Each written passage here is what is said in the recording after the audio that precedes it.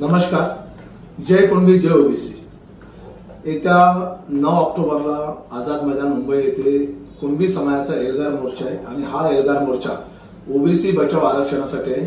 महाराष्ट्र सरकारने ओबीसी आणि मराठा या दोन समाजामध्ये वाद लावायचं काम केलेलं आहे, भांडण लावायचं काम केलेलं आहे. सरकारने जो हैदराबाद गॅझेटचा GR काढलेला आहे 2 सप्टेंबर 2025 चा, तो तात्काळ रद्द करावा.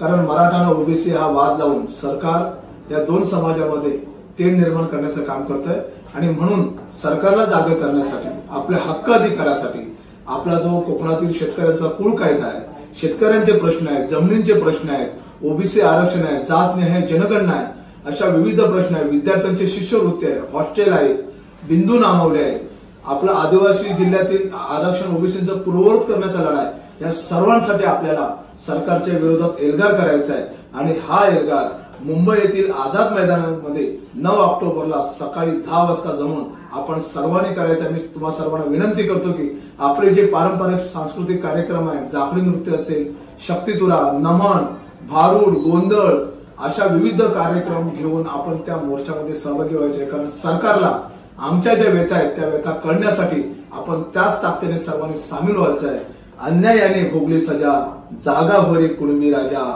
आता लढायचं आणि हक्क अधिकार संघर्ष करून मिळवायचा.